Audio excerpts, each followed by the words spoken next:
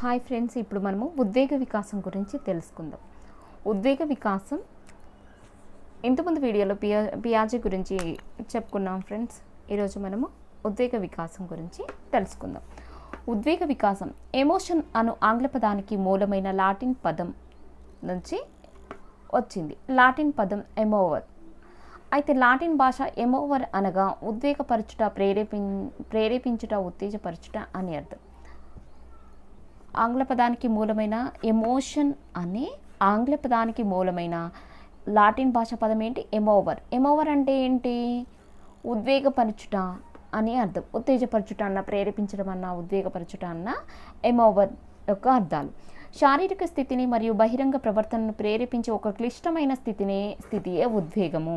ఒక ఉద్దీపన సంఘటన వ్యక్తిపై ప్రభావం చూపినప్పుడు, అనుభూతులు గాఢమై ఉత్తేజపూరితమైనప్పుడు ఆ ఉద్రిక్తత ఏర్పడి అది వ్యక్తి ప్రవర్తన ద్వారా బహిర్గతపరచడమే ఉద్వేగము. ఉద్వేగము అంటే శారీరకంగా, మానసికంగా ప్రేరేపించబడిన, ఉద్వేగపరచబడిన, కలియబెట్టబడిన తీవ్రమైన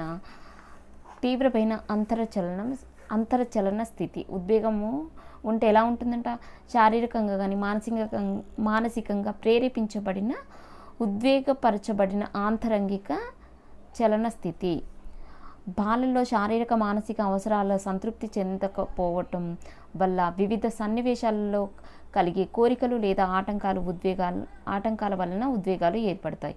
ఉద్వేగాలు ఏర్పడినప్పుడు గుండె ఎక్కువ కొట్టుకోవడం, రక్తపోటులో మార్పు, శరీరం కంపించడం లాంటి లక్షణాలు కనిపిస్తాయి. ఉద్వేగాలు రెండు రకాలు: సంతోషకరమైన ఉద్వేగాలు, బాధాకరమైన ఉద్వేగాలు. అయితే సంతోషకరమైన ఉద్వేగాలు ఆనందం, సంతోషం, ప్రేమ, ఆప్యాయత, దయ, జాలి మొదలైనవి. బాధాకరమైనవి కోపము, భయము, అసూయ, ఈర్ష్య, పగ అనేవి. ఉద్వేగాలకు మూలము సహజాతాలు. పుట్టుకతో వచ్చు సహజ సిద్ధ మనోశారీరక ప్రవృత్తులు. మానవుని ఉద్వేగాలన్నీ సహజాతాల నుండే ఉద్భవిస్తాయి. వ్యక్తి యొక్క ప్రతి ఉద్వేగము ఒక సహజాతాన్ని అనుసరించి ఉంటుంది అనిన వారెవరు? మెక్డోగెల్. వ్యక్తి యొక్క ప్రతి ఉద్వేగము ఒక సహజాతాన్ని అనుసరించి ఉంటుందని చెప్పిన వారు మెక్డోగల్. ఇతంది అమెరికా అన్నమాట. మెక్డోగల్ని ప్రయోజనతావాద మూల పురుషుడుగా చెప్పుకుంటారు. మెక్డోగల్ని ఎలా చెప్పుకుంటారు? ప్రయోజనతావాద మూల పురుషుడుగా చెప్పుకుంటారు. ప్రయోజనతావాద మూల పురుషుడుగా ఎవరిని చెప్పుకుంటారు? మెక్డోగల్. సహజాతము, ఉద్వేగము. నవ్వు అనేది ఉత్సాహము, ఆనందము, సంతోషం నుంచి వస్తాయి. ఏడుపు అనేది విచారము, బాధ నుంచి వస్తుంది. తప్పించుకోవటం, భయం ద్వారా తప్పించుకోవాలనే సహజాతం వస్తుంది. కోపము ద్వారా కలహించటం, తగాద పెట్టుకోవాలని సహజాతం రావడం జరుగుతుంది. అసూయ, ఈర్ష్య ద్వారా ద్వేషించడం అనే సహజాతం రావడం జరుగుతుంది. సహజాతం ఈ ద్వేషించడం అనే దాని నుంచి అసూయ, ఈర్ష్య వస్తుంది. కుతూహలం అనేది విస్మయం, ఆశ్చర్యం. విస్మయం అంటే ఆశ్చర్యం. మాతృపితృ ప్రవృత్తి అనేది ప్రేమ. లైంగిక వాంఛ అనేది కామం.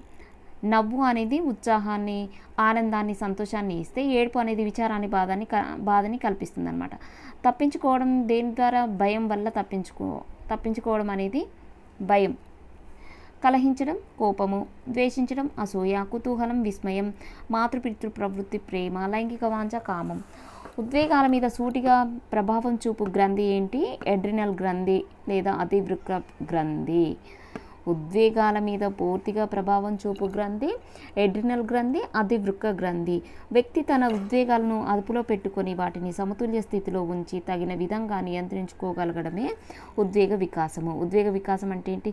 వ్యక్తి తన ఉద్వేగాలను అదుపులో పెట్టుకొని వాటిని సమతుల్య స్థితిలో ఉంచి తగిన విధంగా నియంత్రించుకోగలగడమే ఉద్వేగ వికాసము.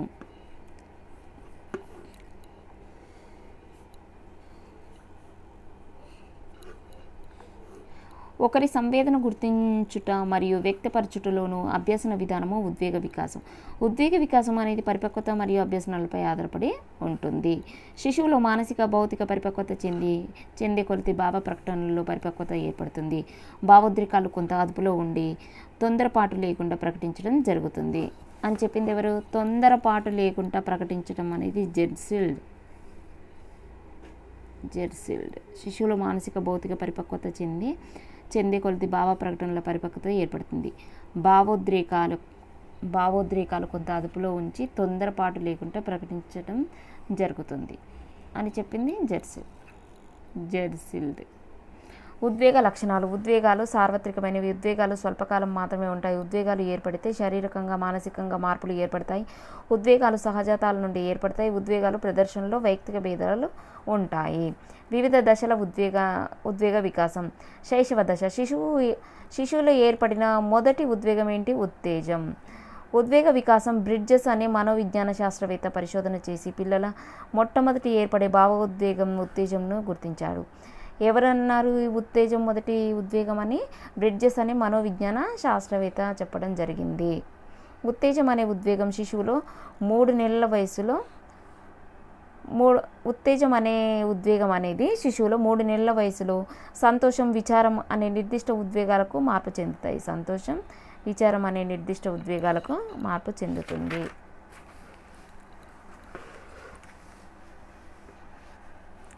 శిశువు ఆహ్లాదకరమైన ఉద్దీపనలకు సంతోషాన్ని, దుఃఖపూరిత ఉద్దీపనలకు విచారాన్ని ప్రకటిస్తారు.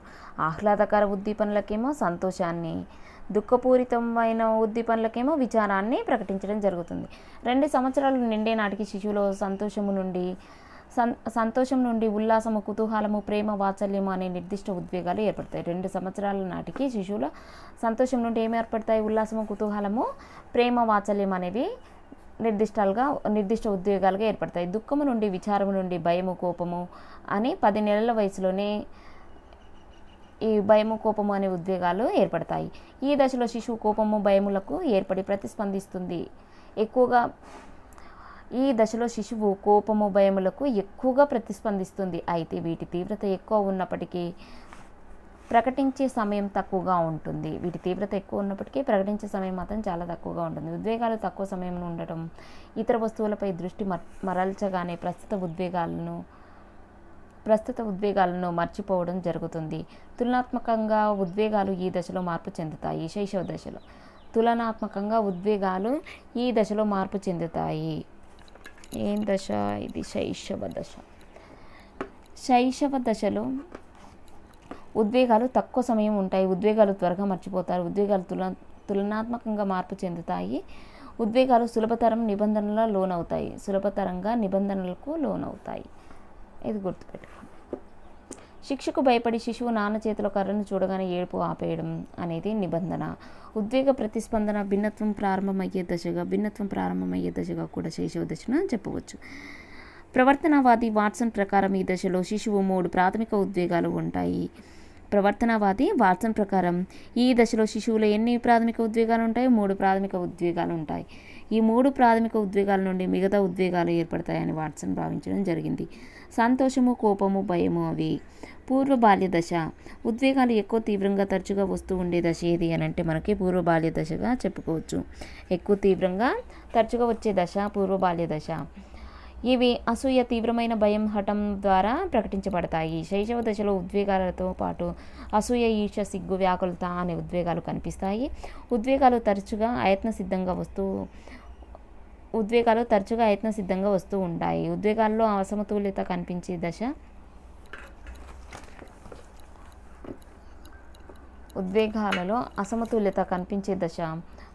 పూర్వ బాల్య దశ.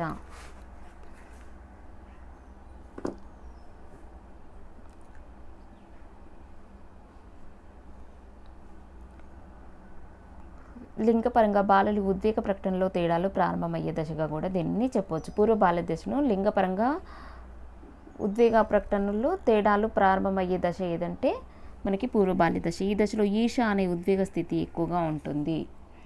ఈ దశలో కనిపించే ఈర్షకు కారణాలు తాము చేయలేని పనిని ఇతరులు చేయటం.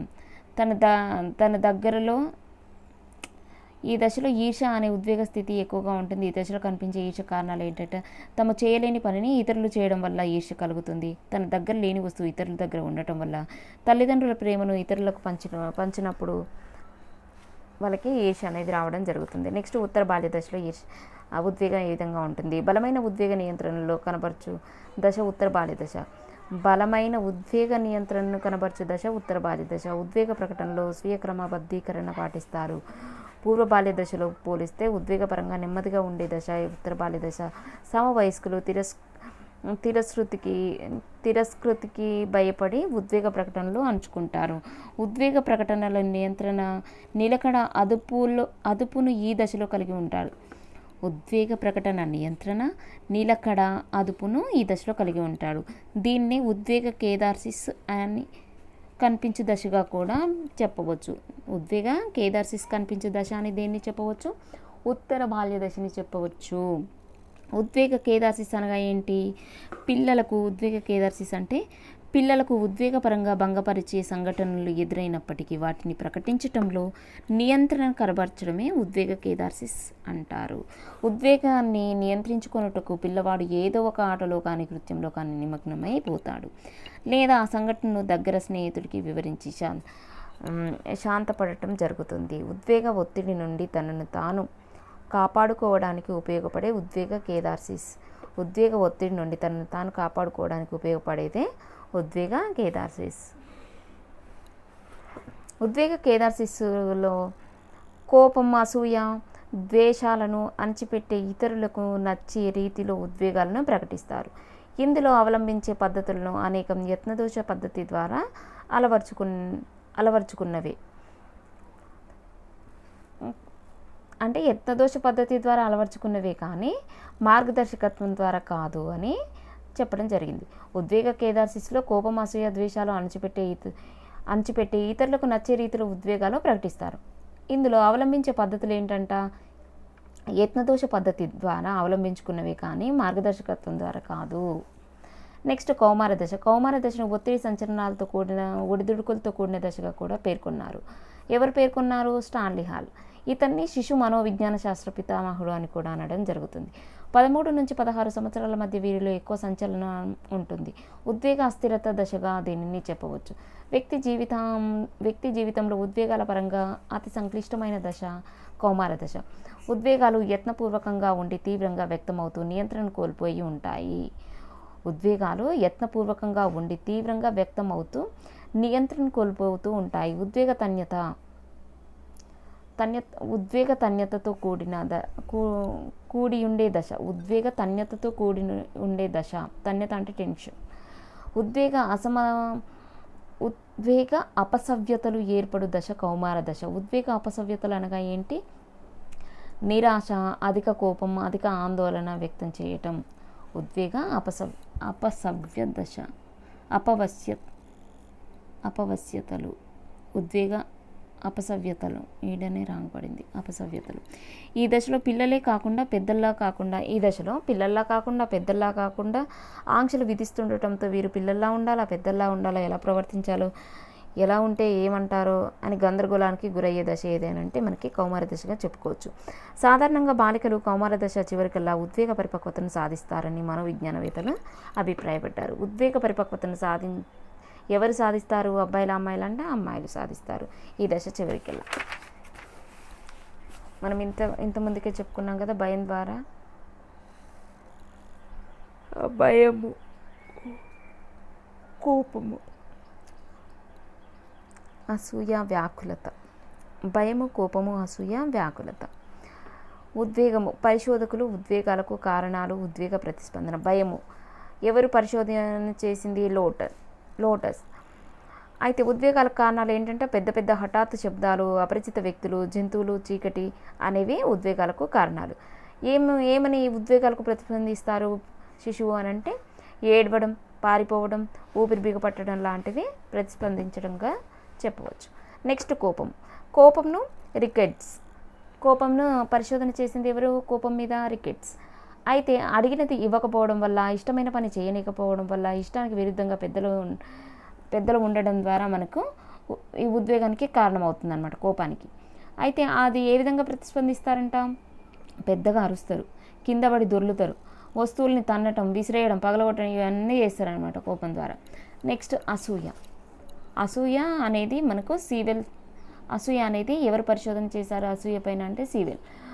అయితే ఈ ఉద్వేగానికి కారణం ఏంటి అసూయకి అని అంటే పక్షపాత వైఖరి, పెద్దలు కనపరచడం, సహోదర స్పర్ధ, తన వద్ద లేని వస్తువులు ఇతరుల వద్ద ఉండటం. నెక్స్ట్ దానివల్ల ఏ విధంగా ప్రతిస్పందిస్తారు? ద్వేషించడం, చాడీలు చెప్పడం, కొట్టడం, లాక్కోవడం ఇవన్నీ చేయడం జరుగుతుంది. నెక్స్ట్ వ్యాకులత. వ్యాకులత మీద పరిశోధన చేసింది కేనన్. జరగబోయేది ముందు ఊహించుకొని భయపడటం, జరగబోయేది ముందు ఊహించుకొని భయపడటం. మాటలు తడబడటం, కాళ్ళు చేతులు వణకడం, చెమటలు పట్టడం. మాటలు తడబడటం, కాళ్ళు చేతులు వణకడం, చెమటలు పట్టడం. ఇవన్నీ మనకు వ్యాకులత కిందికి రావడం జరుగుతుంది. నెక్స్ట్ అంటే ఈ ఉద్వేగం గురించి పరిశోధకుల గురించి ఒక చిన్న హింట్ ద్వారా ఇక్కడ రాశారు ఫ్రెండ్స్. ఇది చూద్దాం ఒకసారి. బాలకృష్ణుని ఆశీర్వచనములు. బాల అంటే ఇక్కడ చూడండి, ఫస్ట్ లెటర్స్ని మనం ఇంగ్లీష్ లెటర్స్గా తీసుకున్నాము. భయము, కోపము, అసూయ, వ్యాకులత. భయము బాల. భయము ఎవరు? లోటస్. ఫస్ట్ లెటర్ ఏంటి? ఎల్. బాల. కోపము రికెట్స్. కృష్ణుని అట్లా అనమాట. కేఆర్ కృష్ణుని. ఆశీర్వచనములు. ఆసి ఏఎస్. వచనములు. వచనములు. వ్యాకులత. వికే. లోటన్ అనే మనోవిజ్ఞానవేత్త భయము 4 రకాలుగా వర్గీకరించారు. అవి వస్తువులకు సంబంధించిన భయము, నెక్స్ట్ ప్రత్యక్ష అనుకరణ ద్వారా భయము, బాధాకరమైన అనుభవాల ద్వారా ఏర్పడే భయము, వయసుతో పాటు మారిపోయే భయాలు. నెక్స్ట్ ఉద్వేగ పరిపక్వత ఎప్పుడు వస్తుందంట? వ్యక్తి తను ఉన్న పరిస్థితుల్ని అవగాహన చేసుకొని తన ఉద్వేగాలను అదుపులో ఉంచుకొని అనుగుణ్యంగా ప్రవర్తించడం, దాన్ని ఉద్వేగ పరిపక్వత. సమాజంలో హర్షించే విధంగా అభిలషించే తీరుగా వ్యక్తి తన ఉద్వేగాలను అదుపులో ఉంచుకొని ప్రవర్తించడం ఉద్వేగ ప్రవర్తన. తనలో ఉద్వేగాలను అదుపులో ఉంచుకోవడమే ఉద్వేగ పరిపక్వత. ఎవరైతే ఒత్తిడులను తట్టుకునే సామర్థ్యం కలవారో వారే భావోద్వేగ పరిపక్వత కలిగిన వారు అని కాలే చెప్పడం జరిగింది. ఏమన్నారు కాలే? తనలోని ఉద్వేగాలను అదుపులో ఉంచుకోవడమే ఉద్వేగ పరిపక్వత. ఎవరైతే ఒత్తిడుల్ని తట్టుకునే సామర్థ్యం కలవారో వాళ్ళే భావోద్వేగ పరిపక్వత కలవారు. మనం షార్ట్కట్లో కాలే అనుకుంటాం. ఎవరైతే ఒత్తిడిని తట్టుకొని కాలు కాలినప్పుడు ఒత్తిడులను తట్టుకోవడం, ఎంత మంట పట్టినా కూడా ఆ ఒత్తిడులను తట్టుకొని భావోద్వేగాన్ని తట్టుకోవడమే సామర్థ్యం అని చెప్పింది కాలే. కాలు కాలిన ఒత్తిడిని తట్టుకోవాలి, అట్లా గుర్తుపెట్టుకోండి. ఉద్వేగ పరిపక్వత అనగా సమతుల్యత వ్యక్తిత్వము. దోసంజ్. ఉద్వేగ పరిపక్వత అనగా సమతుల్యత వ్యక్తిత్వము. దోశలేయాలంటే సమంగా రావాలి. ఉద్వేగ పరిపక్వత గల వ్యక్తుల లక్షణాలు. ఆత్మవిశ్వాసాన్ని, నైతిక ప్రవర్తనను కనబరుస్తారు. ఉద్వేగ పరిపక్వత గల వ్యక్తుల లక్షణాలు ఎలా ఉంటాయంట? ఆత్మవిశ్వాసాన్ని, నైతిక ప్రవర్తనని కనబరుస్తారు. ఇతరుల విలువలని గుర్తిస్తారు. ఇంద్రియ నిగ్రహం కలిగి ఉంటారు. ఈ ఉద్వేగ పరిపక్వత గల లక్షణాలు ఏ విధంగా ఉంటాయి? ఆత్మవిశ్వాసాన్ని, నైతిక ప్రవర్తనని కనబరుస్తారు, ఇతరుల విలువలని గుర్తిస్తారు, ఇంద్రియ నిగ్రహం కలిగి ఉంటారు.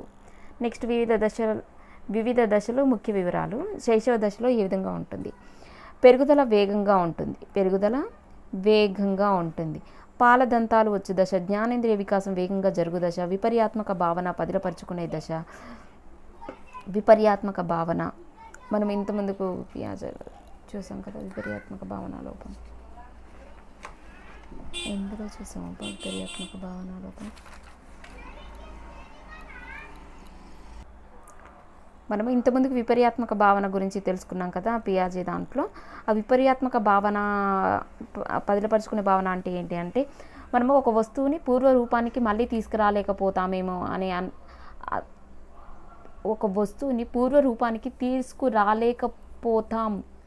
అని అనుకోవడమే విపర్యాత్మక భావన లోపం. బుద్ధి గొలుపు దశ. చలన వికాసంలో వేగంగా మార్పులు కనిపించే దశ. ఇంద్రియ చాలక దశ. వస్తు స్థిరత్వ భావన ఏర్పడు దశ. అంతర్దృష్టి ప్రారంభం అయ్యే దశ. ఏకాంతర క్రీడ, బొమ్మలతో ఆడుకునే దశ. వస్తు స్థిరత్వ భావన ఏర్పడు దశ. ఇంద్రియ చాలక దశ, అంతర్దృష్టి ప్రారంభమయ్యే దశ, ముద్దు పలుకుల దశ, భాష అనుకరణ దశ, తులనాత్మకంగా ఉద్వేగాలను మార్పు చెందే దశ, తులనాత్మకంగా ఉద్వేగాలు మార్పు చెందే దశ,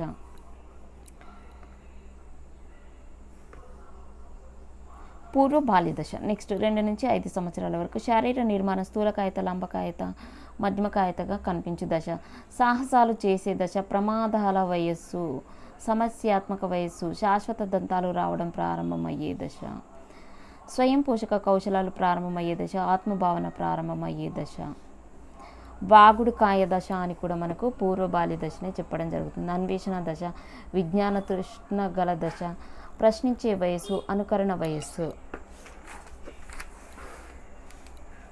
నెక్స్ట్ సర్వాత్మకవాదం, అహంకేంద్రవాదం, పూర్వ ముఠా దశ, పూర్వ పాఠశాల దశ, సృజనాత్మక వయస్సు, సమాంతర క్రీడలు, సంసర్గ క్రీడలు, సహకార క్రీడలు కనిపించు దశ. ఏంటిది? ఇది పూర్వ బాల్య దశ. పూర్వ పాఠశాల దశ అని, సృజనాత్మక వయసు అని, పూర్వ ముఠా దశ అని అనడం జరుగుతుంది. నెక్స్ట్ ఉద్వేగాలు అయత్న సిద్ధంగా వచ్చు దశ, ఉద్వేగ అసమతుల్యత కనిపించే దశ, లింగపరంగా ఉద్వేగ ప్రకటనలో తేడాలు ప్రారంభమయ్యే దశ. నెక్స్ట్ ఉత్తర బాల్య దశ, శాశ్వత దంతాలు వచ్చు దశ, పెరుగుదల నెమ్మదిగా జరుగు దశ, పాఠశాల దశ, సోమరి వయసు, జగడగొండ దశ, క్లిష్టతర వయసు, విపర్యాత్మక భావన, పదిలపరుచుకునే భావన, మూర్త ఆలోచనలు ప్రారంభమయ్యే దశ ఏది అనంటే ఉత్తర బాల్య దశ. అహం అభివృద్ధి చెందు దశ, ఆగమన నిగమన ఆలోచనలు అభివృద్ధి చెందు దశ, ఆలోచనల నిగమనలు, అహం అభివృద్ధి చెందే దశ, అహం అభివృద్ధి చెందే దశ, ఆగమన నిగమన ఆలోచన అభివృద్ధి చెందే దశ, ముఠా దశ, జట్టు భావన అభివృద్ధి చెందే దశ, ముఠా క్రీడలు, జట్టు క్రీడలు, సాంఘిక క్రీడలు కనిపించే దశ, సాంఘిక మితి స్థితిపై అవగాహన ఏర్పడు దశ, సాంఘిక మితి స్థితిపై అవగాహన ఏర్పడు దశ, ఉద్వేగ ప్రకటనలో నియంత్రణ కనిపించు దశ, ఉద్వేగ కేదార్సిస్ కనిపించు దశ. ఏంటది? ఉత్తర బాల్య దశ.